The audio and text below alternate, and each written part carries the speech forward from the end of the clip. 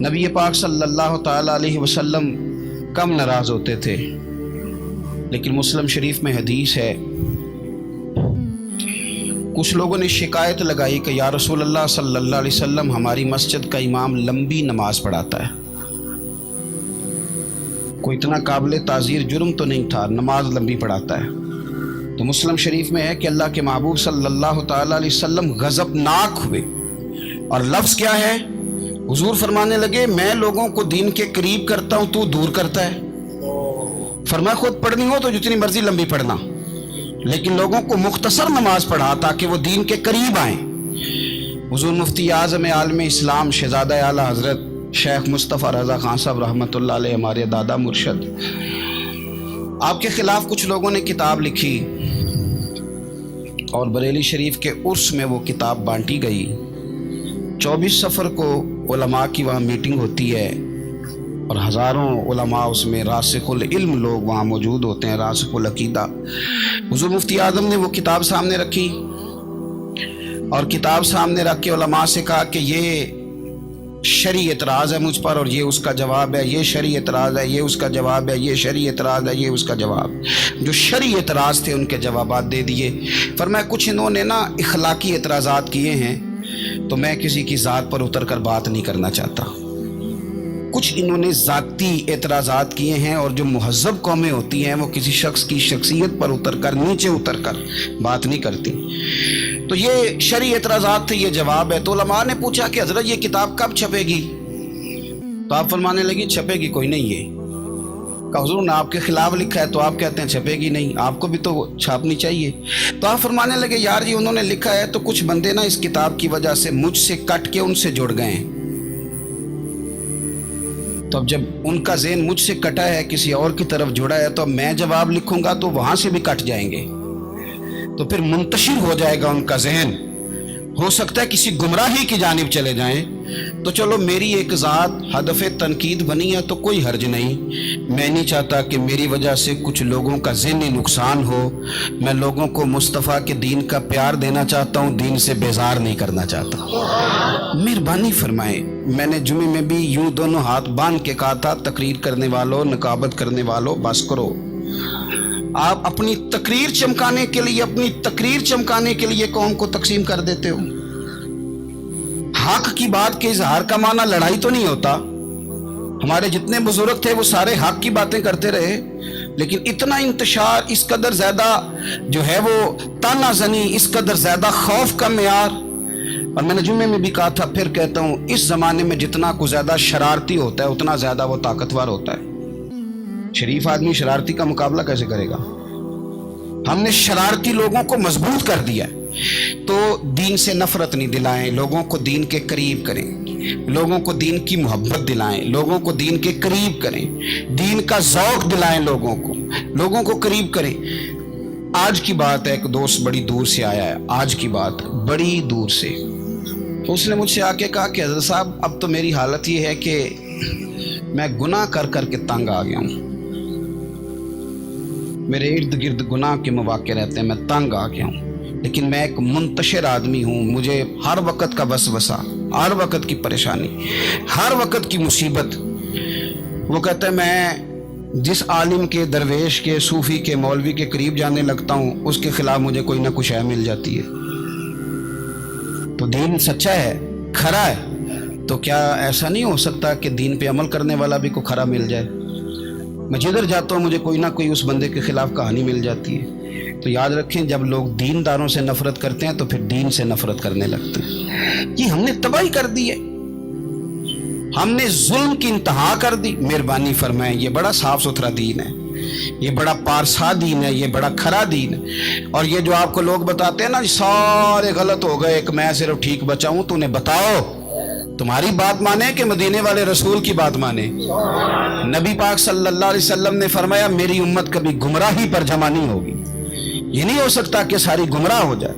تو اس لیے انتشار کا مزاج چھوڑیں اور لوگوں کو میٹھا، ٹھنڈا، پیارا، خوبصورت دین لوگوں تک پہنچائیں، میٹھی بات کریں اور اچھے طریقے سے لوگوں تک پیغام حق پہنچائیں۔ لوگ کہتے ہیں جی میں بات سچی کرتا ہوں اس لیے تلخ رہتا ہوں، नबी पाक से ज़्यादा सच्ची बात तो कोई भी नहीं करता था। हुजूर बात भी सच्ची करते थे और लहजा भी शहद से ज़्यादा मीठा होता था। तो ये कौन सी कहानी सुना रहे हो? नहीं कि मैं कड़वा इसलिए हूँ कि मैं सच बोलता हूँ। सच कड़वा नहीं होता, सच तो शानदार होता है, सच तो सोना होता है, सच का तो चेहरा निखरा हुआ होता है। सच कहाँ कड़वा होता है?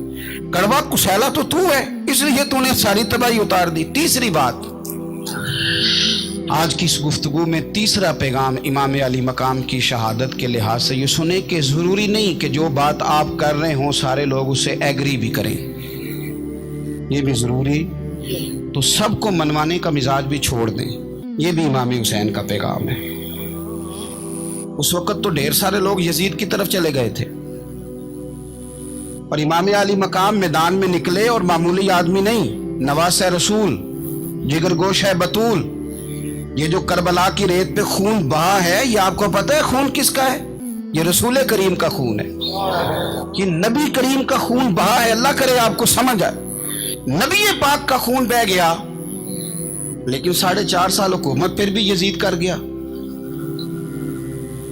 आपको किस बात की जल्दी है कि सारे लोग मान जाएं और सारे हमारे पीछे लग जाएं और सारे जो मैं कह रहा हूं उसके पीछे लग जाएं? ये आपको जल्दी क्यों है? मुझे जल्दी क्यों है?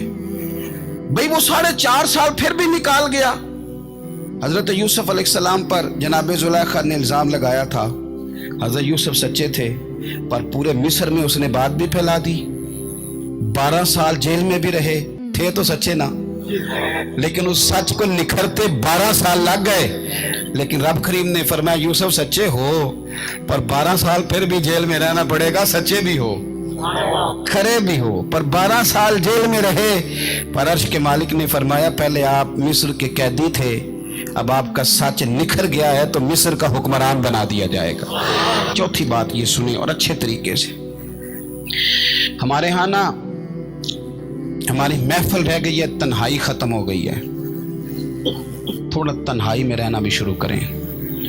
तन्हाई में किस तरह रहना है? मुसल्ले के साथ, इबादत के साथ, दर्द के साथ, सोज के साथ, यानी ज़ौक़ के साथ। कोई नाच चला लें आप और आप हो, कलाम हो और मदीने वाले रसूल की याद हो। बेआबाद ना रखें, अपने दिल को आबाद रखें। ये थोड़ी बहुत मिल के इबादत है तो कर लें, वरना अकेले भी हम प्लानिंग ही करते रहते हैं, दोस्तों में भी साजिश ही करते रहते हैं। दफ़ा करें, सियासतें होती रहती हैं, ये कब जान छोड़ती हैं। लेकिन कुछ ना कुछ वक्त मुसल्ले को ज़रूर दें। 9-10 मुहर्रम की दरमियानी रात अमर बिन साद इमाम अली मकाम के खैमे में आया और आके कहने लगा हुसैन बातें दो ही हैं, अब यजीद और उबैदुल्ला इब्न ज़ियाद और दीगर कोई और बात सुनने को तैयार नहीं होते। दो ही बातें हैं, या आपको बैत करनी है या जंग करनी है। तो इमाम अली मकाम फरमाने लगे कि मुझे 1 रात की मोहलत दे दो, 1 रात की मोहलत, सवेरे बताऊंगा क्या करना है। 9-10 की दरमियानी रात अमर बिन साद ने कहा ठीक है, मैं सवेरे आ जाऊंगा। तो अमर बिन साद खैमे से बाहर निकला तो हजरत अब्बास बिन अली, हजरत अब्बास रदी अल्लाह ताला अन्हु हाजिर बारगाह हुए। तो इमाम अली मकाम से अर्ज करने लगे भाईजान, मुझे पता है सवेरे आपने क्या फैसला करना है और आपको भी पता है सवेरे क्या फैसला करना है। तो ये बदबातन किस्म के लोग हैं, ये सोचेंगे पता नहीं हुसैन कमजोर पड़ गया। अभी बताना था कि हमने बैत नहीं करनी, आपने रात मोहलत क्यों मांगी? ये पता नहीं रात क्या क्या बदगुमानियां सोचेंगे। फैसला तो सवेरे भी वही होना है और अब भी वही होना है कि हम यजीद की बैत करने को तैयार नहीं है। तो आप ये भी बात कर देते। तो इमाम हुसैन फरमाने लगे अब्बास तेरा क्या ख्याल है? मैंने सोचने के लिए टाइम लिया है। तेरा क्या ख्याल है कि मैंने कोई नए राह तलाश करनी है?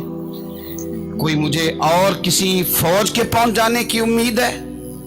कहा नहीं, मुझे कुछ भी नहीं करना, ना कुछ सोचना है। फैसला भी वही है जिसका तुझे पता है।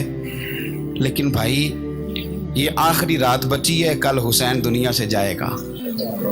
आखिरी रात बची है, दिल करता है कि आज की रात ना मैं रज रज के अपने रब को सजदे करूं, मैं जी भर के उसकी इबादत करूं, ये पेशानी उसके हुजूर नाज झुके। ओ यार, हुसैन इब्ने अली तो एक रात बकायदा बचाएं کہ میں نے اللہ کے حضور حاضری دینی ہے اور تو ساری راتیں ضائع کر دیتا ہے. تو تنہائی میں کچھ نہ کچھ عبادت کریں. میں اللہ کے حضور دعا کرتا ہوں کہ اللہ تعالیٰ میدان کربلا کی ہواؤں کا صدقہ، اللہ تعالیٰ حسین ابن علی کے خون کا صدقہ ہماری زندگی پردہ پوشی والی کرے اور موت ایمان والی کرے، اور اللہ تعالیٰ ہمیں ہر فتنے سے محفوظ رکھے اور ہماری اولادوں کو بھی حضور کی اولاد کا